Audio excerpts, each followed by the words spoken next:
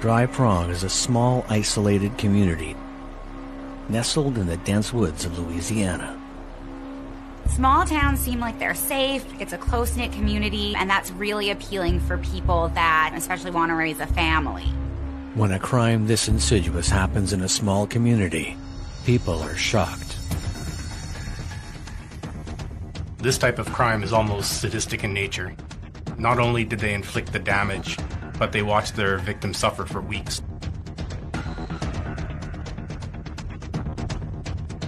Money is a very powerful motivator, and this is really just for a few dollars. Dry Prong, Louisiana is a small town with a big problem. There's a killer on the loose. Could this killer be one of their own?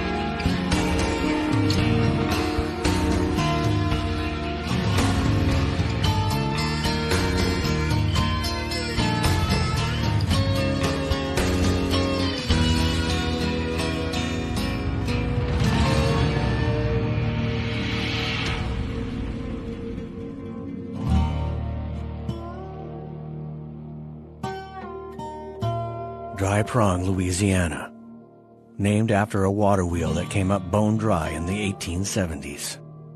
It's home to less than 500 people, a village right off Highway 167, approximately 20 minutes from Colfax, Louisiana. Life here is quaint. Families here look forward to the annual Pecan Festival. Hunting and fishing is a year-round pastime. And with 2 churches and a school, Dry Prong is perfect for raising a family. But it is in the quaint, isolated community of Dry Prong that a family is destroyed, shattered by a gruesome series of events.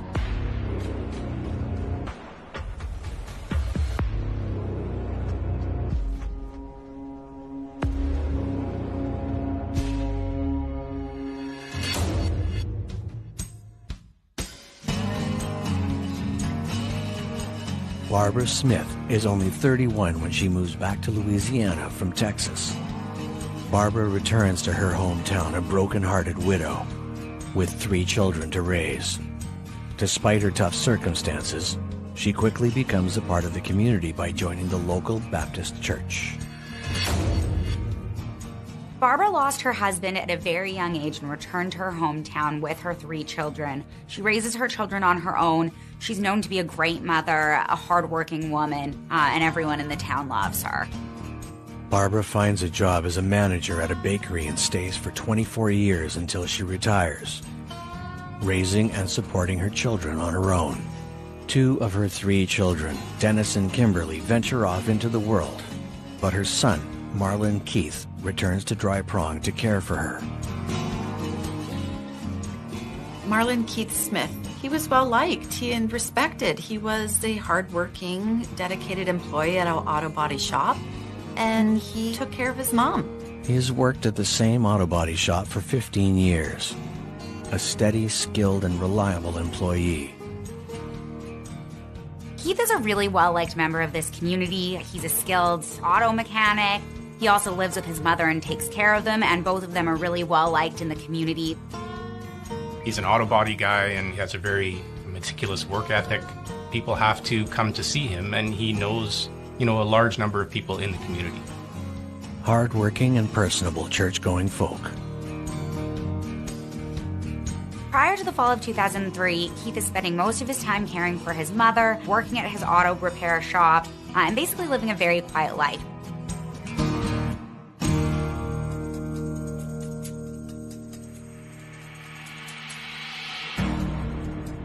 In the fall of 2003, he meets Betty Ann Findley at a bar. Soon after meeting, Keith and Betty begin dating, and they find themselves inseparable. Well, their relationship progresses very quickly. Very soon after meeting one another, they're talking about moving in together. In February 2004, just months after meeting, Betty moves in with Keith. It seems to be working. Keith, the perpetual bachelor, is finally in a relationship. Betty also helps Keith in caring for Barbara and visits her all the time and is generally very helpful in that way. So it seems like she's fitting in very well with the family. But soon, things start to go terribly wrong. Despite being a skilled auto body technician, work is sparse in the Dry Prong area. It becomes evident that Keith is going to have to look for something else to make ends meet.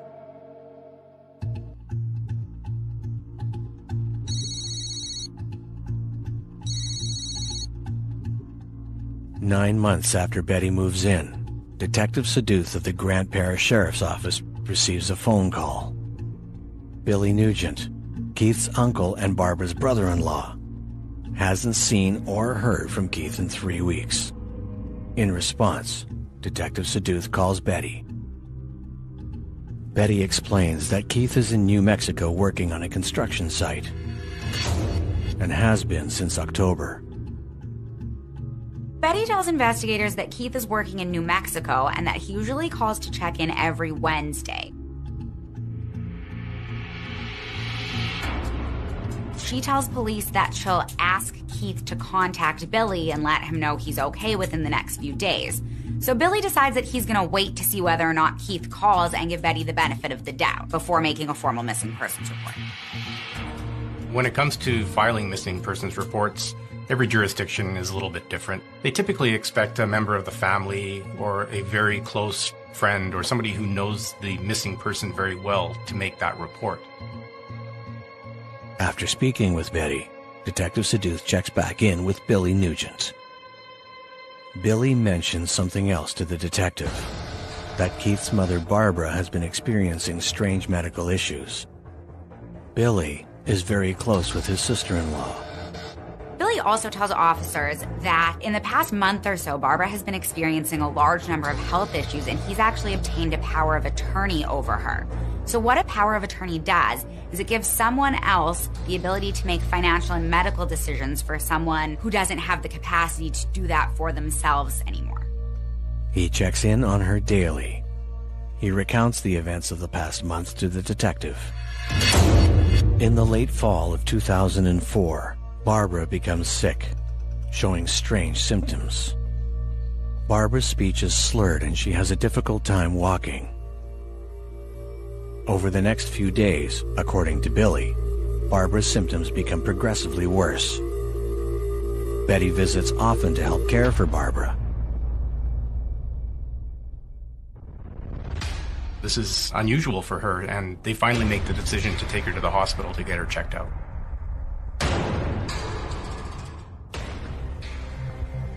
Doctors examine Barbara, conducting tests to determine what is causing the strange symptoms. But at this point, the doctors are unable to determine what's wrong with her. After some time in the hospital, Barbara's symptoms improve. They're ultimately unable to determine what the problem is, and they have no option but to release her and send her home. With the help of Billy and his wife, Barbara's sister Carol, Barbara returns home, seemingly in good health.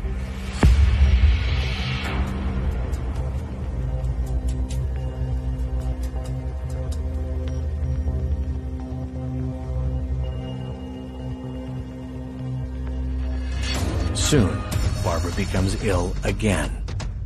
Barbara gets sick, goes to the hospital, gets better, comes home, and the whole cycle starts again.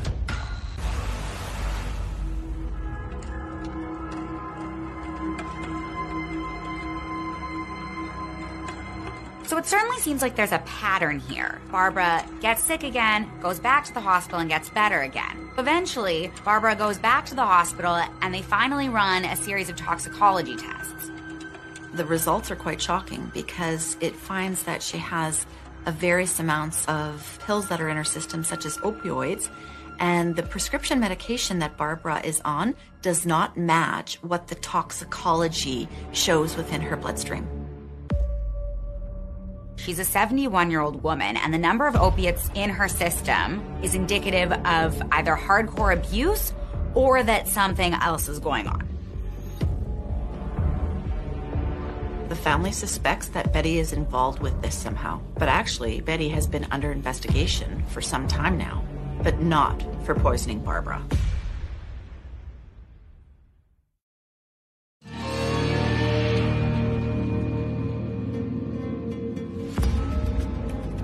Dry Prong, Louisiana, population of almost 500.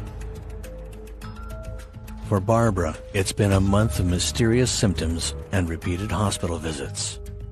The toxicology screen reveals that Barbara has high levels of opiates in her system. While all of these health issues are occurring for Barbara, Keith, who was her main caregiver, vanishes. Keith's uncle has informed Detective Saduth that no one has heard from Keith in 3 weeks. For him not to be returning home to assist her when she's in medical distress certainly seems strange and is very out of the ordinary. Betty tells him that the two are low on funds, and so Keith is in New Mexico working on a construction project. Keith will call them in about a week. Both Keith's family and detectives wait for his call. But Betty is already on the detective's radar for something else. There's been a report of bad checks signed to Barbara's account. This causes detectives to take a look at Betty's records. They discover that 10 years prior to meeting Keith, she was charged with multiple counts of fraud. They see that she has a history of forging checks from her place of work and attempts to withdraw money under fraudulent circumstances.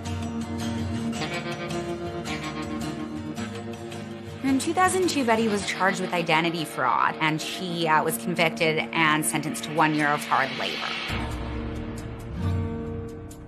A year after being released from prison for fraud, she meets Keith.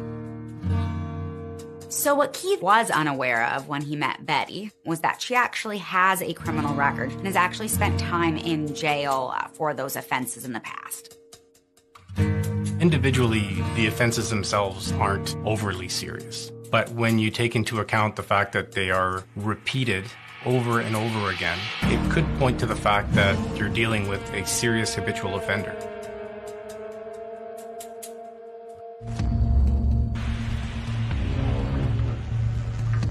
After Barbara's toxicology report and Betty's criminal history come to light, Billy checks Barbara out of the hospital and takes her directly to his house. Billy takes her straight to his house, and Betty actually attempts several times to go visit her there, and Billy stops her from coming in order to protect Barbara. Barbara soon makes a full recovery and does not have any further symptoms.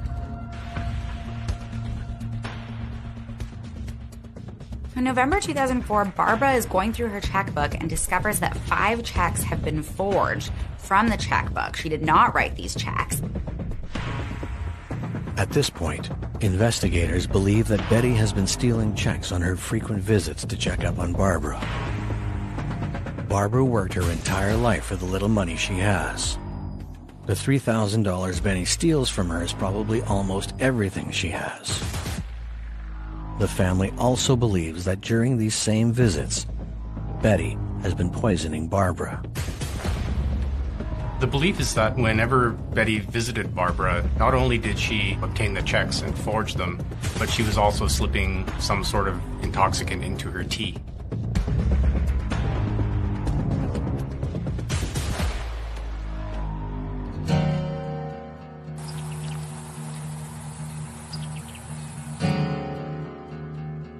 A week after Billy's initial report, neither family nor detectives have received the promised phone calls from Keith. It's time to open a missing persons report. That report changes things in terms of the investigation. It gives investigators a lot more leeway. So at this time, the investigation into where Keith is and where he has been this whole time kicks into high gear. Betty has stated that Keith was out of work when he went to New Mexico to make some extra income. On November 19th, a subpoena is ordered and Betty's phone records are pulled. This entire time, Betty has been claiming that Keith has been in New Mexico. But an examination of the phone records reveal absolutely no calls to or from New Mexico at any time. Investigators had their suspicions, but now they have the proof. Betty is lying. The question at this point is, where is Keith? Nobody seems to know. 4 days after the phone records are pulled, detectives receive a tip from a confidential informant. The tipster relays the location of a possible gravesite. And for Betty, it is very close to home.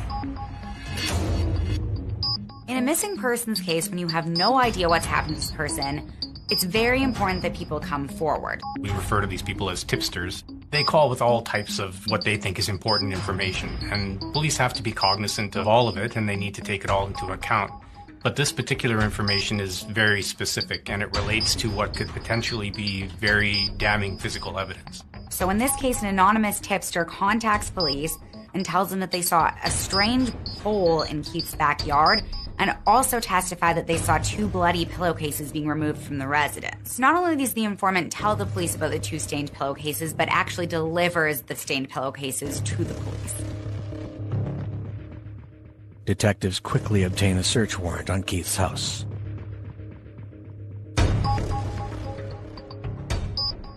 When police attend the house with a search warrant, they threaten to kick in the door after not getting any answer. But finally, Betty comes to the door claiming that she was in the shower. But it was pretty obvious to the detectives at the time that she wasn't in the shower. Her hair was dry, there was no sign of having been in the shower. Depending on what is being searched for, the officers or the detectives would conduct a very meticulous, methodical search of the area that is of concern. They would document everything they've searched, as well as documenting everything they find that they believe is relevant to their investigation. Now, if they do find evidence, it's very important to establish this chain of custody if they want to present it in a court of law. It's very important that they can establish that nobody else tampered with any evidence that they would have located. The tipster was actually correct. There was an anomaly in the backyard. It did appear that something had been buried back there. In the dug-up area, police notice a pungent odor. They also find a number of items, including hair and an extension cord. Betty tells detectives that before Keith left for New Mexico, he killed a dog, and she guesses that the hole in the backyard is where he buried it. Officers send the found items, including the hair samples, away for testing.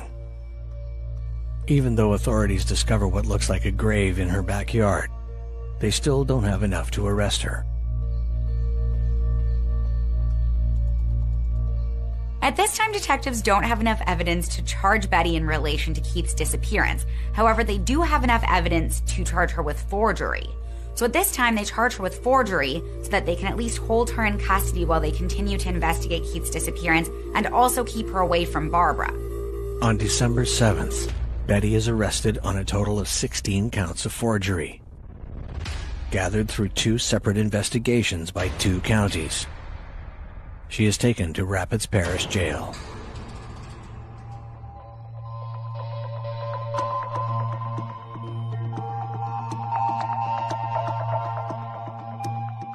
Two days after the arrest, a surprise visit will lead to a major break in the case and possibly exonerate Betty of Keith's disappearance.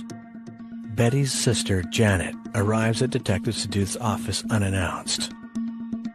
Betty's sister, Janet, had just visited Betty in prison. and she has now come to the police to provide them information. She relays to Detective Seduth what Betty told her in confidence. Betty is finally ready to tell investigators what happened to Keith. Janet relays that Betty told her a man named John killed Keith.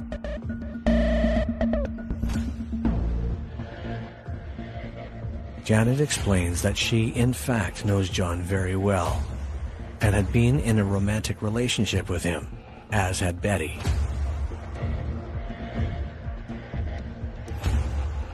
Well, Janet reveals to the police that he's a very violent person. He's threatened them in the past. He's used these threats to manipulate and intimidate them. She discloses that John had beat her on multiple occasions. John had been abusive to Betty in the past. Janet knew this for a fact. Given this new information, John's violent past corroborated by an outside witness, this is a vital new lead.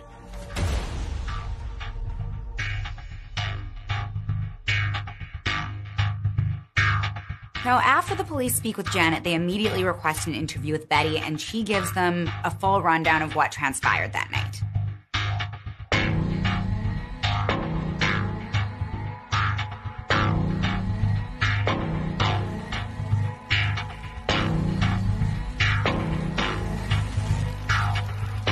John shouts at Betty that he wants the money that she owes him.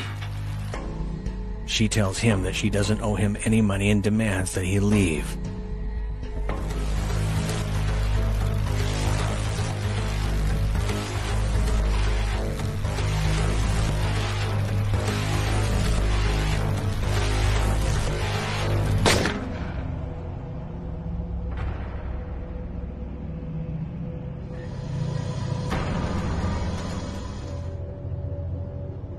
Betty shares that there was a violent altercation between Keith and John, and that Keith received a gunshot wound. When the shot ran out, Betty freaked out and ran into the woods.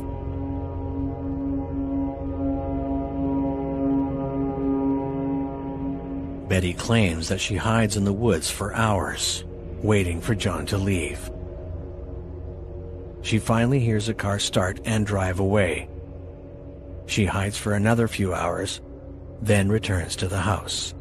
Betty knows something terrible has happened.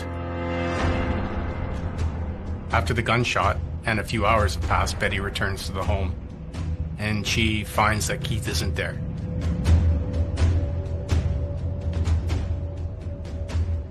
She does see blood, and she cleans it up, but she doesn't say anything to anybody. She's afraid that if she says anything, John will kill her family. He's threatened this in the past, and she thinks he'll do it. Betty goes so far to call Keith's place of employment the next following day that he goes missing, and tells his work that he will be sick for the day. Betty says she noticed that Keith's handgun was missing after he disappeared. She assumed that John had used it to kill him.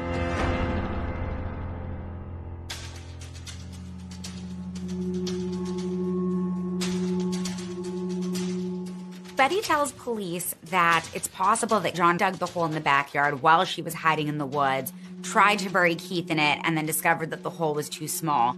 She also tells police that John drove a black Jeep and that he definitely arrived and left in that Jeep that night. A quick search shows that a black Jeep is registered to John. The story that Betty tells officers at this point does seem credible. This person, John, does seem to exist. In fact, he owns a black Jeep, which is registered to him. So it does seem likely that he is a person of interest in this case. Betty's recounting is credible enough that investigators now have a new suspect on their hands.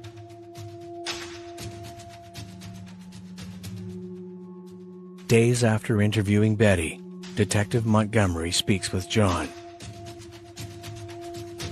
The police go talk to John, and John tells the police that he did date Betty about 2 years ago, but that he broke up with her when he discovered that she was forging checks from his bank account.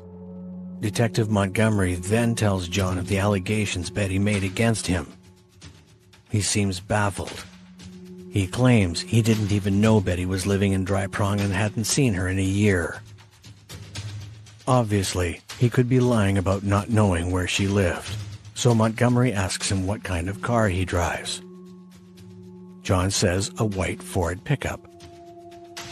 He claims he had driven a black Jeep 3 years ago when he was dating Betty. With respect to the vehicle, he acknowledges he did in fact own a black Jeep, but that he had sold it to a friend 3 years ago or so. But his wife unfortunately had an accident with it and the vehicle was written off, so it's no longer on the road. John provides the name and phone number of the friend and the license plate number of the car. Later, it all checks out. The Jeep was wrecked 3 years ago. But Betty doesn't know that. She thinks John still drives it. When you look at all these details that John has provided, they do seem to jive somewhat with what Betty is saying, but really her story isn't adding up at this point. Betty is clearly lying to the police. As investigators shift their focus back to Betty, Detective Montgomery receives another surprise visit from Janet. This time she literally delivers the keys to the case.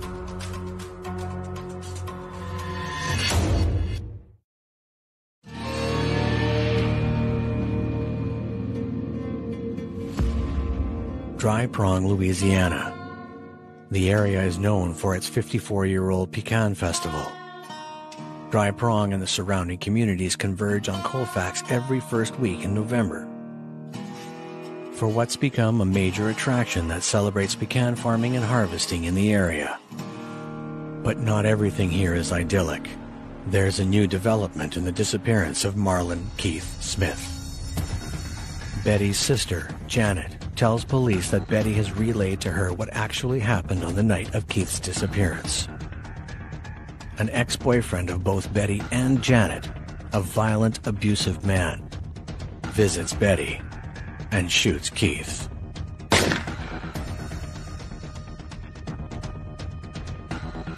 The only other suspect in the disappearance of Keith Smith, Betty's violent ex-boyfriend John, is cleared by authorities. Days later, Janet pays a second visit to the police station. She tells Detective Montgomery that she's just come from a visit with Betty at the jailhouse.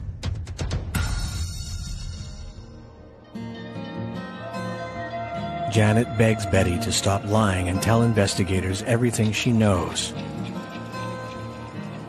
Janet is wanting the truth. So when they sit down, Betty provides Janet with 3 keys. She tells Janet that these are the keys to storage lockers and that in one of those lockers she's going to find Keith.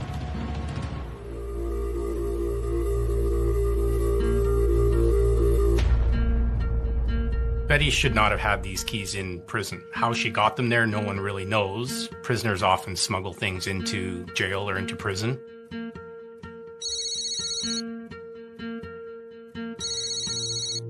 Betty calls Janet, unaware that she is with a detective. Janet gently asks her sister which facility she should look in. Betty tells her, Unit 124. Debbie used the name Mary Trent to rent it.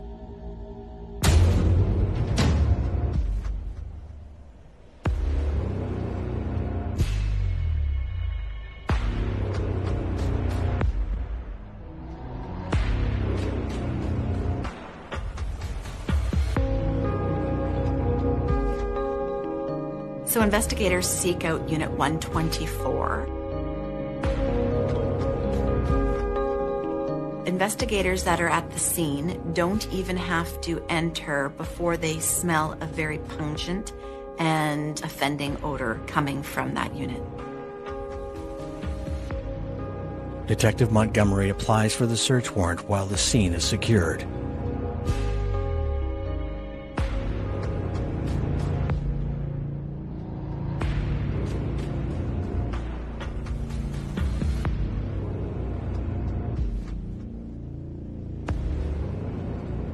In the storage locker, they find a plastic bin with some garbage bags in it. Investigators open up the bags and they find human remains, but the human remains are not intact. they have been cut up into pieces. Despite the evidence and testimony that this is indeed Keith Smith, an autopsy must be done to verify the remains. Unfortunately for the Smith family, investigators confirm that this is the body of Marlon Keith Smith of Dry Prong, Louisiana. For Keith to have met such a gruesome end, it would have been devastating for them. By all accounts, Keith was a good guy, a devoted son, and a hard worker.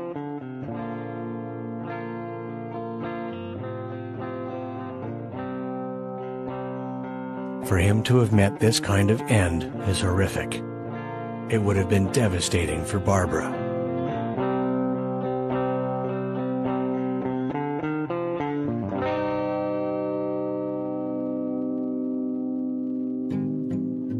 Despite the horrific discovery, detectives aren't able to secure an interview with Betty for another 6 weeks. It definitely is an admission that she knows where Keith's body is. Whether or not that's definitely an admission of what happened to him, or that she knows what happened to him or was responsible for it, is a bit more of a question. In the meantime, investigators collect more vital evidence. Detectives start to interview Keith's neighbors to see if any of them noticed anything on the night Keith disappeared. One of the neighbors tells police that on the night Keith disappeared, Betty actually came over to borrow a chainsaw, and when she brought the chainsaw back, there were traces of blood on the blade.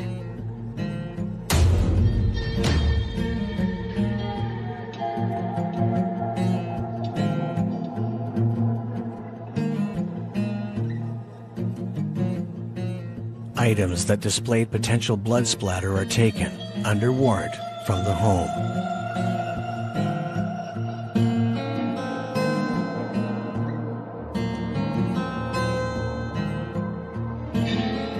As the investigation continues, it was revealed that a prior lover and boyfriend of Betty's was given a handgun by her because she phrased it that she was fearing for the safety of her grandchildren and no longer wanted to be in possession of it. Investigators then speak with Betty's adult children. They claim they had no knowledge of Betty's actions. But her son shares that he saw her get rid of a piece of carpet and was curious why she was throwing it away. It seems like there's a lot of what we would say is circumstantial evidence stacking up against Betty and Finley. While it's all circumstantial, all these individual points, the gun that's gone missing, human remains being found, the sighting of her throwing out a carpet, tied together in the sense that police now believe that Betty is responsible for the homicide of Keith Smith. And finally, the lab results are in from the hair taken from the shallow grave. So the strands on the hair that were identified and located within the shallow grave of Keith's backyard are confirmed to be human. So while none of that is in itself determinative, as a whole, it could certainly lead to a finding of guilt. On February 9th, Betty finally agrees to speak with the investigators. It's time for Betty to tell the truth about what happened on the night Keith died.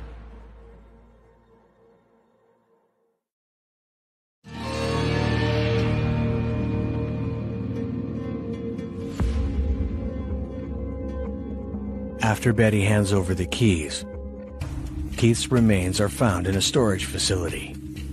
Further investigation has uncovered more evidence, including an electric saw with what looks like blood on the blade.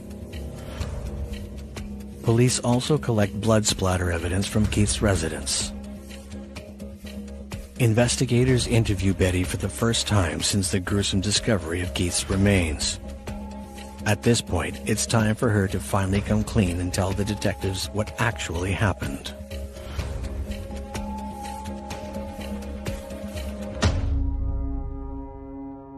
Betty now gives detectives a second version of events. In this version of events, Keith finds out that Betty's been forging checks from his mother's account. Heated argument ensues between the two of them, and during this argument, Keith grabs a gun. She lunges at him, and the gun goes off by accident, killing Keith.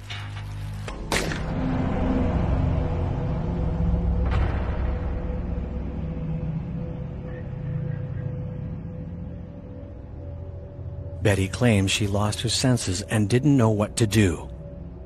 And so she sat in the house with the body for hours.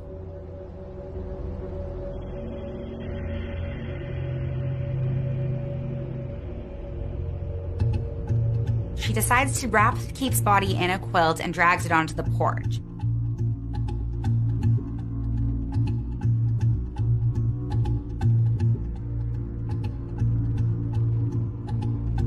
Again, Betty doesn't know what to do and is scared, so she leaves him there for 2 full days. She then decides that she's going to bury the body in the backyard.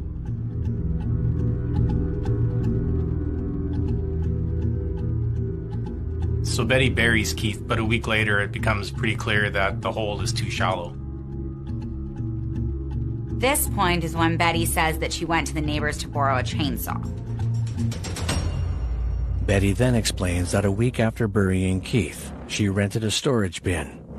The next day, she used the saw to dismember his remains and place them in plastic, then in the bin. The day after that, she took it to Unit 124.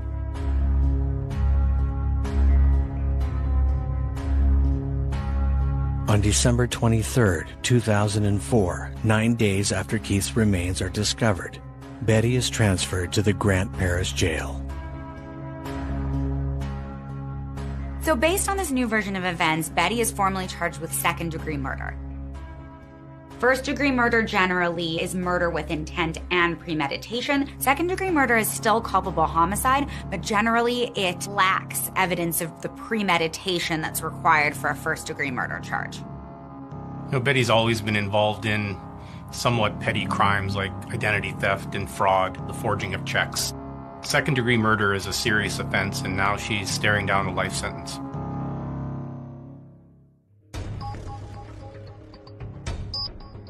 On the same day of her arrest, Betty appears in the Grant Parish courtroom, where she pleads not guilty and is denied bail on the murder charge. By pleading not guilty, Betty is saying that she wants to take these charges to trial, which may seem like a strange choice given that she's given a full confession. However, it is important to remember that everyone charged with a crime has the constitutional right to a trial, and you never know what's going to happen. Although on the surface, it does seem like there's a strong case for the prosecution at this time. But Betty still has one more ace up her sleeve.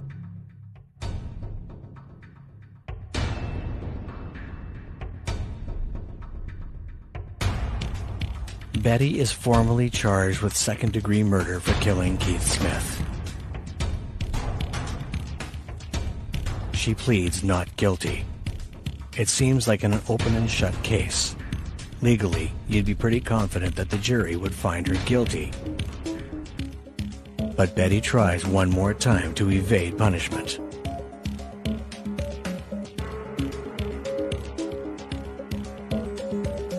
On July 11th, 2005, Betty and her lawyers enter a new plea. Not guilty by reason of insanity. And what that means is that while a person is admitting to the elements of the offense, they are saying that by reason of their mental disorder, they are not culpable for the crime. At this point, Betty's options seem to be running out, and the only thing that she feels can work is a plea of insanity. But an insanity plea requires that she prove that she was not capable of making a decision at the time of the offense, and that's going to be difficult. 3 months later, Betty's sanity hearing takes place. So Betty has a hearing at which 2 doctors testify as to her mental state at the time of the incident. One doctor testifies that while Betty does have a diagnosis of antisocial personality disorder, this doesn't mean that she was unaware of her actions. A second doctor also testifies that Betty suffers from anxiety and depression, but again, these are not disorders that affect moral culpability for a crime. It doesn't take long for the judge to determine that Betty is fit for trial. But the trial never happens. Betty's pattern of criminal behavior and evidence has all come to light, and it's overwhelming. The checks that were forged, the bloody pillowcases, the borrowed chainsaw, the toxicology reports of Barbara Smith, and having the literal keys to the storage locker where Marlon Keith Smith's body is found are damning. 7 months after Betty's sanity hearing, she pled guilty to manslaughter as part of a plea agreement.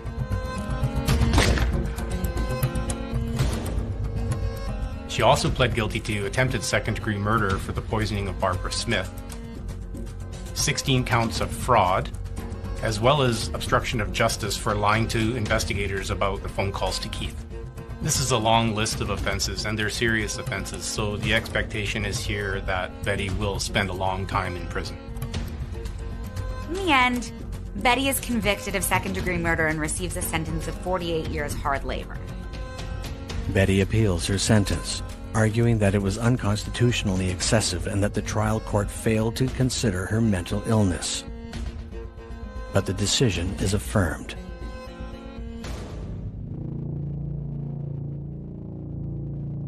According to the sheriffs of the Grant Parish Sheriff's Department, Betty is now a pastor in the prison.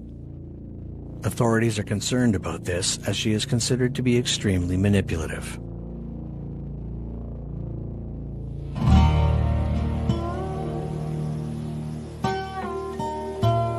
The small community of Dry Prong has to get past this horrible crime. These are things that typically happen in the big city, but here in a small community, it's difficult to get past it, but ultimately the community has to move on. Despite witnessing a horrific chain of events, Dry Prong continues as it had. It's a bastion of the quiet life, a peaceful place to raise a family and to go fishing. Sometimes the well comes up dry, as it did so many years ago. But it's still a great place to call home.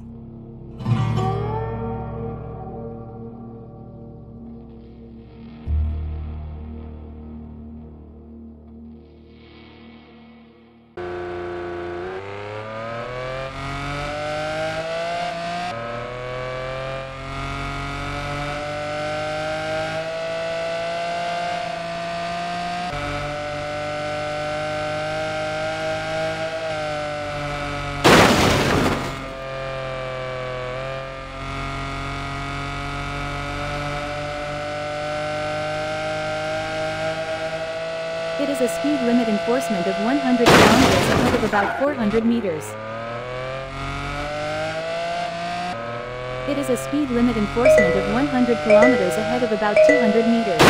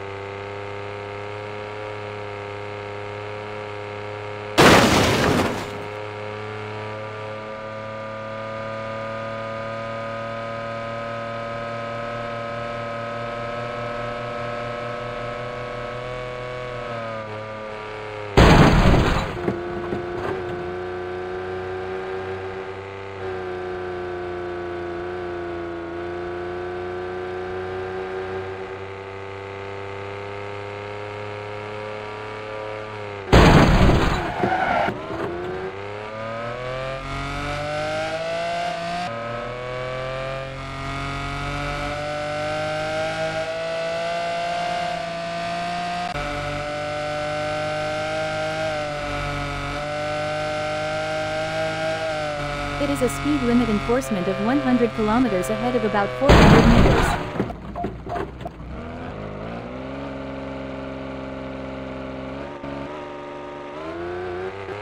It is a speed limit enforcement of 100 kilometers ahead of about